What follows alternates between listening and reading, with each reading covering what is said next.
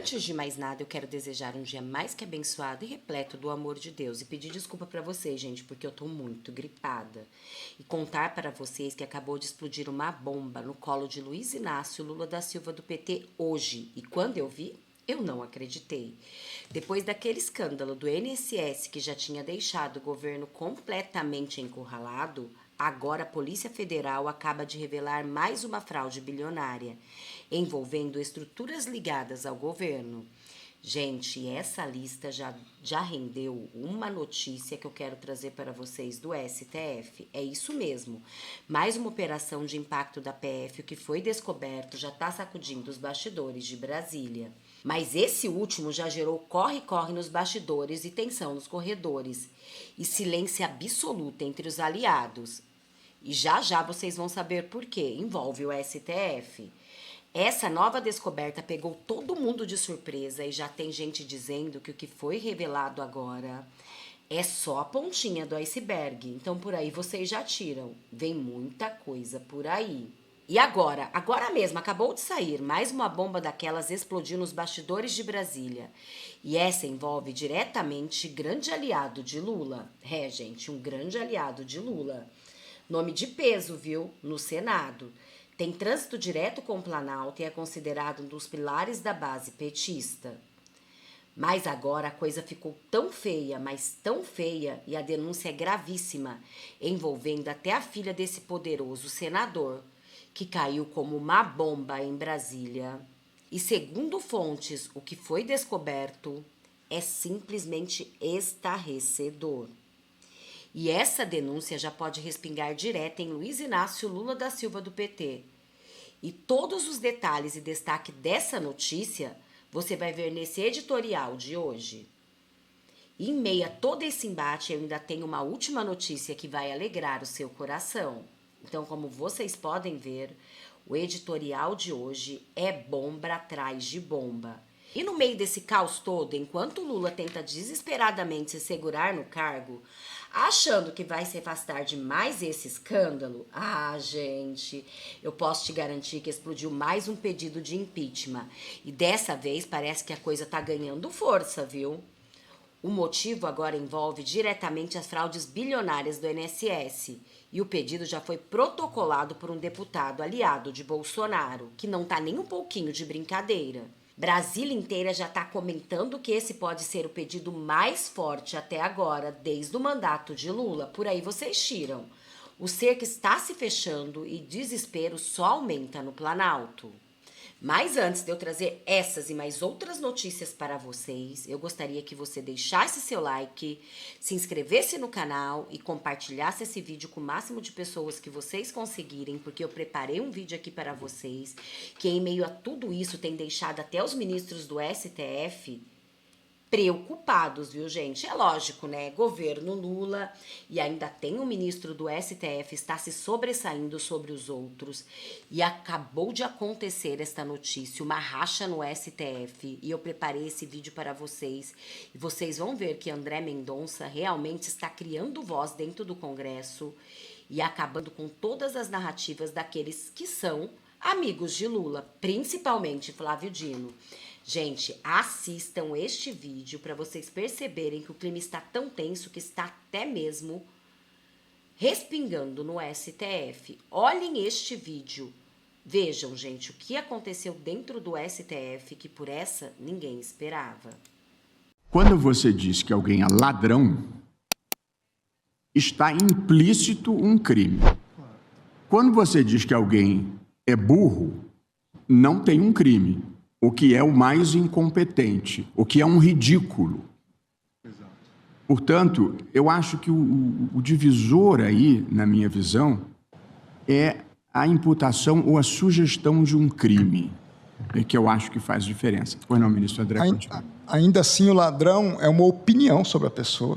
Não é um fato específico. Ministro André, para mim é uma ofensa grave. Eu não admito que ninguém me chame de ladrão. Eu vou formar Vossa Excelência. Ela vai porque responder. Essa tese da moral flexível que inventaram não existe é a moral tese que degrada o serviço público e desmoraliza o Estado. Não. Eu quero só informar Vossa Excelência que, por favor... Não, a pessoa vai responder pelo crime. Consignemos todos que eu não admito. Na minha ótica, é uma ofensa gravíssima. Não é crítica. Bom, o que a gente está se dizendo é que chamar alguém de ladrão, se for o um cidadão médico... não puder chamar um político de ladrão... E ministro Supremo pode? Eu não sou distinto dos demais. Tá. Ela vai responder... Se o advogado subisse nessa tribuna e dissesse que Vossa Excelência é ladrão, eu ficaria ou curioso por desacato, para ver a reação de Vossa ou por um Excelência. crime, na mesma pena que qualquer cidadão teria o direito de ser ressarcido na sua honra por um apenamento. Ministro André, uma pequena observação. Eu fiquei, em princípio, muito bem impressionado com as distinções práticas que o ministro-presidente, o ministro Luiz Roberto Barroso, aqui assinalou. Mas eu acho que nós estamos aqui sem a percepção de que uma coisa é ofender a pessoa que acidentalmente também é funcionário público. Outra coisa é ofender o funcionário público em razão do exercício das suas funções. Por quê? Porque o regime jurídico do servidor público é muito mais agravado do que o regime de, por exemplo, um funcionário seletista. Não dá para aplicar a isonomia, porque, no meu modo de ver, no primeiro momento fiquei muito seduzido com o seu voto. Meu problema é o prefeito, não pode criticar o prefeito. Não, o que eu acho é o seguinte, é que o bem jurídico, na verdade, protegido é a administração pública. Na verdade, é a administração pública. Vamos supor, isso é que é, numa empresa privada... Eu cultivei na doutrina... O debate político não tem a ver com a administração. Mas essa é a opinião corrente. Continuo achando que o diferencial é a imputação ou não de crime. O resto é um juízo político. Mas é como... Eu vou chamar de ladrão um administrador privado. A honra dele é diferente da do administrador privado? Não é diferente, mas aí coloca em risco toda a organização que esse servidor público presta o seu serviço. Que vai ser sancionado criminalmente nas mesmas proporções do que um outro agente, uma outra pessoa que seja vítima. A grande questão é que, é isso que eu volto a dizer, se é verdade que há a figura do Estado, do serviço público como um todo, de outro lado, há um valor jurídico fundamental, que é a crítica política, a opinião ácida. Então, nesse sopesamento, com a devida vênia, eu fico no 0 a 0 e qualifico a mesma atribuição de sanção para uma honra de uma pessoa privada do que de uma pessoa pública. Mais votem, eu já peço, e com duas reflexões, mas já peço todas as vênias a Vossa Excelência e vou acompanhar a divergência inaugurada pelo ministro Flávio Dino. E gostaria de deixar claro aqui para aqueles que nos ouvem, que nós não estamos falando em liberdade de expressão, nós não estamos falando em cercear o direito de crítica, seja funcionários públicos eleitos, políticos, seja funcionários públicos não eleitos, seja a magistrados, seja membros do Ministério Público, a prefeitos, policiais. Uma coisa é o direito de crítica, outra coisa é o cometimento de crimes. E, infelizmente, a leniência no tratamento e na punição desses criminosos faz com que todos os dias nós tenhamos, principalmente pelas redes sociais e, lamentavelmente, até dentro do plenário da Câmara dos Deputados, por exemplo, ofensas contra servidores públicos, contra parlamentares, contra juízes, contra membros do Ministério Público, contra delegados. Isso não é de forma alguma direito de manifestação, isso não é de forma alguma criticar. A pessoa dizer que alguém vende sentenças, isso não é liberdade de expressão, isso não é direito de crítica, isso não é calúnia, isso é difamação, porque o fato não é específico. Eu aqui quero me alinhar também a manifestação do ministro Flávio Dino, eu acho extremamente grave alguém me chamar de ladrão. Extremamente grave. Não é porque você e a pessoa optou pelo serviço público que ela perde a honra, perde a dignidade. As pessoas têm que saber o limite da crítica. Então, presidente, eu peço todas as vênias a Vossa Excelência e eu acompanho a divergência inaugurada pelo ministro Flávio Dino. Como vocês podem ver, o clima está tão tenso nos três poderes, gente, que está até respingando no STF. Quem imaginaria que teria essa racha dentro do STF? André Mendonça falou que eles não gostariam de ouvir. Bateu de frente com todos eles. E vocês viram, né? Alexandre de Moraes não gostou nem um pouco. Gente, mas sabe o que aconteceu em meio a todo esse caos? Uma notícia que vai alegrar o seu coração. Sim, eu disse para vocês que teria uma notícia que alegraria o coração de vocês, né? Assistam esse vídeo que eu preparei para vocês de ninguém mais e ninguém menos do senador Flávio Bolsonaro, de algo que aconteceu que realmente, isso sim, vai deixar o Supremo desesperado. Na verdade, gente, eles já estão bem preocupados, porque eles nunca pensaram que Hugo Motta teria tanta coragem, mas não é que ele teve. E aqui o senador Flávio Bolsonaro vai alegrar o seu coração nesse dia de hoje com esta notícia incrível e esta vitória da direita. Enquanto isso, as bombas para o Lula não acabam. Mas antes, vamos alegrar o nosso coração com esta grande notícia.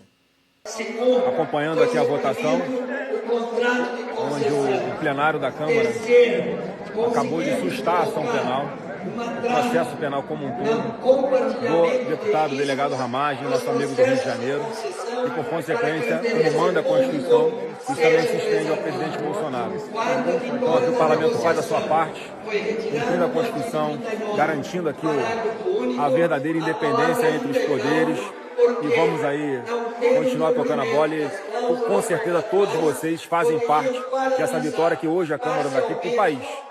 Ao suspender essa ação penal, é óbvio que quando há um processo viciado, uma perseguição tão declarada contra o presidente Bolsonaro, a gente sabe que a Constituição pode ser rasgada em alguns poucos dias, porque seu objetivo final é condenar, prender, humilhar o presidente Bolsonaro, e eles chegaram até aqui, é possível que eles continuem nessa loucura de manter o país em chamas. Mas vamos aí pedir a Deus e de bom senso ao nosso juiz supremo para que eles possam fazer o que for da Constituição e respeitar a decisão do Congresso Nacional, que é quem tem a atribuição exclusiva para fazer esse tipo de iniciativa, que é suspender a ação penal, tomando a decisão com relação à Ramagem e como trancação para ele, tranca para todo mundo também, como foi muito bem defendido aqui pelo relatório do deputado Paulo Aze. Constituição da República, porque Ramagem foi colocado nessa ação para atrair pessoas que não tinham foro privilegiado, mas essa estratégia não deu certo, porque responderemos à altura com a Constituição da República Federativa do Brasil, porque já não podemos mais tolerar que o Parlamento brasileiro seja subjugado por outro poder da República. Não podemos mais tolerar a atuação política do STF. Devemos defender, sim, a imunidade, as prerrogativas e o artigo 53 da Constituição Federal. Por isso, vamos votar sim. Minoria vota sim ao parecer do Alfredo Gaspar pela retomada dos poderes e da independência dos poderes e a soberania do Congresso Nacional.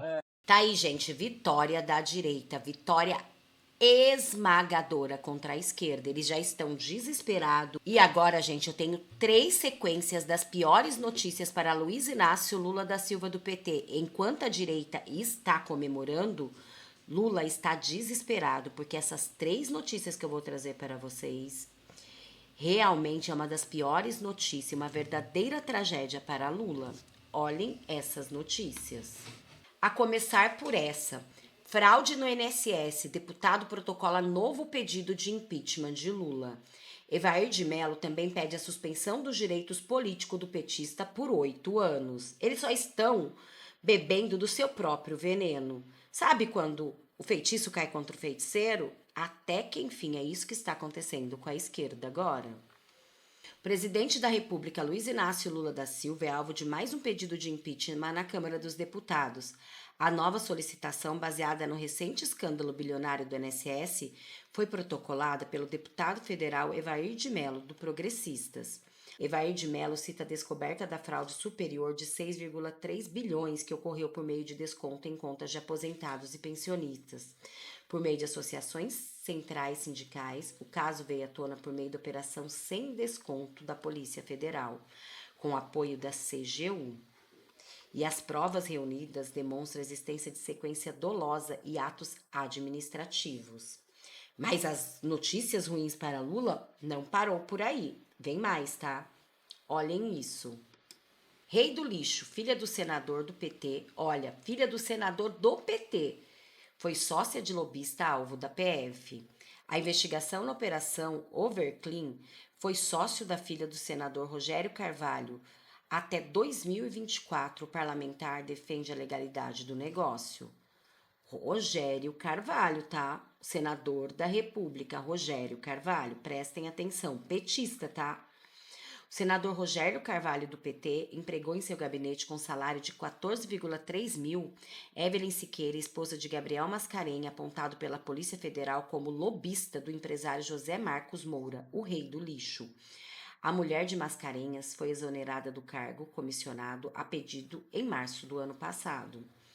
Já Raquel Carvalho, filha do senador Rogério Carvalho, foi sócia de Gabriel Mascarenhas na Careline Investimentos e Participação. A empresa foi aberta pelo lobista de 39 anos em março de 2018. Hoje, com 23 anos, Raquel Carvalho ingressou como sócia administradora em abril de 2021, então com 19 anos. Rogério Carvalho é aquele que sempre fala de Bolsonaro e agora metido nessa confusão. Mas vocês acham mesmo que acabou, gente, as notícias ruins para Lula? Só estão começando. Olhem mais essa. Urgente, Polícia Federal apreende cadernos com anotações que indicam entrega de propina no esquema de desvio do INSS similar à lista do Odebrecht.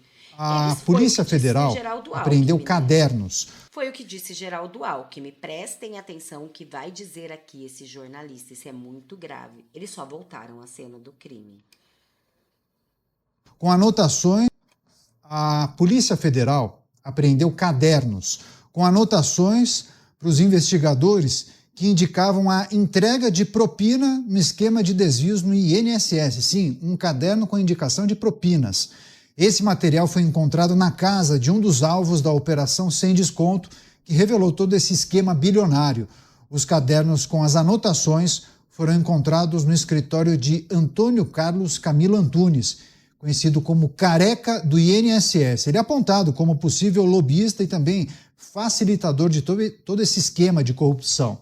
Entre esses documentos, haviam anotações com a porcentagem e o nome de pessoas que integram ou que integravam essa cúpula do INSS. Então, veja só o que os investigadores identificaram. Um caderno com as anotações daqueles que recebiam as propinas, inclusive com os percentuais dos valores. Então, indícios importantes no avanço das investigações da Polícia Federal que apreendeu esses cadernos. Chamar o Mota para trazer as indicações e os apontamentos dele em relação a essa nova notícia, essa informação que veio à tona, que chegou à tona hoje, Mota. Um minutinho, por favor, um minutinho. A gente falava outro dia sobre tecnologia, sobre a necessidade de usar tecnologia para impedir a fraude.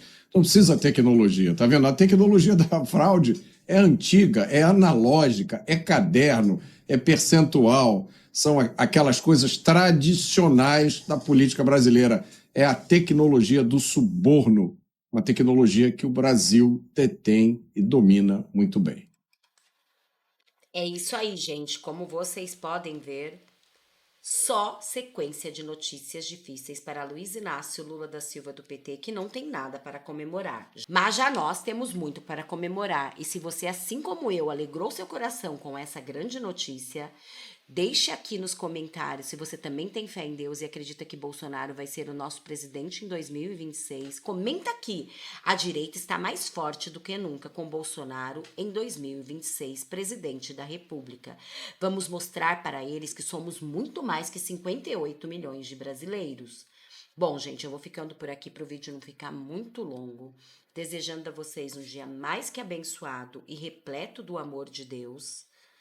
Muito obrigada a todos, só não esquece de compartilhar com o máximo de pessoas que vocês conseguirem e comenta muito aqui, para eles perceberem que nós da direita somos muito mais que 58 milhões de brasileiros.